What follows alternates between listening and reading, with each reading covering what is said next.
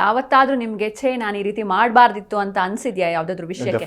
Definitely ಅನ್ಸಿದೆ madam. ಎಷ್ಟೋ ವಿಚಾರಗಳಲ್ಲಿ ಅನ್ಸುತ್ತೆ. ರಮೇಶ್ ಜಾರಕಿಹೊಳಿ ವಿಚಾರದಲ್ಲೂ ನನಗೆ ಅನ್ಸಿದೆ. ಸ್ಟಾರ್ಟಿಂಗ್ ಹೆಣ್ಮಗಳು ನಮ್ಮ ಹತ್ರ ಬಂದಾಗ ರೇಪ್ ಆಗಿದೆ ಅಂತೇಳಿ ಆ ಕಣ್ಣೀರು ಹಾಕೊಂಡು ವಿಡಿಯೋಗಳನ್ನ ಮಾಡ್ಕೊಂಡು ಎಲ್ಲ ಮಾಡಿದಾಗ ಐ ಥಿಂಕ್ ರಮೇಶ್ ಜಾರಕಿಹೊಳಿ ಒಬ್ಬ ಕಲ್ಪಿಟ್ ಥರ ಕಾಣಿಸಿ ನಾನು ಆಕೆಯ ವಕೀಲರಾಗಿ ನಿಂತ್ಕೊಂಡಿದ್ದು ಸಹಜ. ತದನಂತರ ಆ ಕೇಸು ಯಾವಾಗ ಹನಿ ಟ್ರ್ಯಾಪ್ ಅಂತ ಮುಂದೆ ಗೊತ್ತಾಯ್ತು, ಆಗ ಒಬ್ಬ C M in fact Ramesh Jarkiholi ಬಿಜೆಪಿನಲ್ಲಿ ಒಂದು CM ಕ್ಯಾಂಡಿಡೇಟ್ ಒಂದು ಲೆಕ್ಕದಲ್ಲಿ ಹೇಳ್ಬೇಕಾದ್ರೆ ಅವ್ರ ಲೈಫ್ ಹಾಳಾಗೋಯ್ತಲ್ಲಪ್ಪ ನಮ್ಮ ಅಚಾತುರ್ಯದಿಂದ ಅಥವಾ ಹೆಣ್ಮಗಳು ಮಾಡಿದ ಅಚಾತುರ್ಯದಿಂದ ಅಂತ ಅನ್ಸಿದ್ ನಿಜ. ಒಂದಷ್ಟು ಕಡೆ ಅನ್ಸಿದೆ, ಇಲ್ಲ ಅಂತ ಹೇಳ್ತಾ ಇಲ್ಲ. ಬಟ್ ಎಸ್ ಆಗ್ಬಿಟ್ಟಿರ್ತದೆ, ಕೆಲವೊಂದು ಟೈಮ್ ತಪ್ಪುಗಳು ಆಗ್ಬಿಟ್ಟಿರ್ತದೆ. ನಾನು ತಪ್ಪು ಅಂತ ಹೇಳೋಕ್ಕಲ್ಲ. ಬೀಯಿಂಗ್ ಎನ್ ಅಡ್ವೊಕೇಟ್, ನಾನು ಆಕೆ ವಕಾಲತನ ಹಾಕಿ ಆಕೆ ಸಹಾಯ ಮಾಡಿದೆ. I done my professional duty.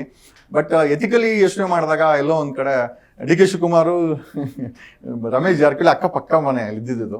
Ramesh Jarkiholi ಮನೆ ಖಾಲಿ ಮಾಡ್ಕೊಂಡೆ ಹೋಗ್ಬಿಟ್ರು. ರಾಜಕೀಯ ಜೀವನ ಪಾಪ ಬಿಟ್ಟು ಒಂದು ರೀತಿ I think it became orphan ಆಗ್ಬಿಡ್ತು, ಅಂದ್ರೆ ಅನಾಥವಾಗ್ಬಿಟ್ರು ಅವರು. ಎಲ್ಲೋ ಒಂದು ಕಡೆ ಅದಾಗಬಾರ್ದಾಗಿತ್ತು ಅಂತ ಅನಿಸ್ತಿದ್ದು, ನಿಜಾನೇ ಇಲ್ಲ ಅಂತ ಹೇಳ್ತಾ ಇಲ್ಲ.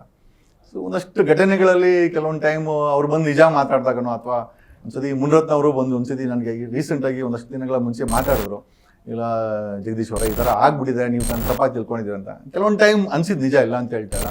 ಬಟ್ ನನ್ನಲ್ಲಿ ಯಾವುದು ದುರುದ್ದೇಶಗಳಿಂದ ಯಾವುದು ಹೋರಾಟ, ಯಾವ ಕಾಸ್ಗೋಸ್ಕರನೋ ರೋಲ್ ಕಾಲ್ಗೋಸ್ಕರನೋ ಯಾರ ಕಾಸು ಕೊಡ್ತಾರೆ ಅಂತ ಹೋರಾಟ ಅಂತ ಎಲ್ಲೂ ಮಾಡಿಲ್ಲ. ಆ ಲೆಕ್ಕದಲ್ಲಿ 2023ನಲ್ಲಿ ADGP ಅಮೃತ್ ಪಾಲ್ ಈ PS ಹಗರಣದಲ್ಲೂ ಕೂಡ ನಾನು ಮತ್ತು AP ರಂಗನಾಥ್ ನಮ್ಮ ಸ್ನೇಹಿತ ವಕೀಲರೆಲ್ಲ ಸೇರ್ಕೊಂಡು ಹೋರಾಟ ಮಾಡಿದೆ. ದುಡ್ಡು ಯಾವುದೂ ಬರಲ್ಲ ಮೇಡಮ್, ಹೆಸರಂತೂ ಮಾಡಿಕೊಟ್ಟಿದೆ. ಜನ ನಮ್ಮ ಹೆಸರನ್ನ ಮರಿತಾ ಇಲ್ಲ. I have to be very thankful to it.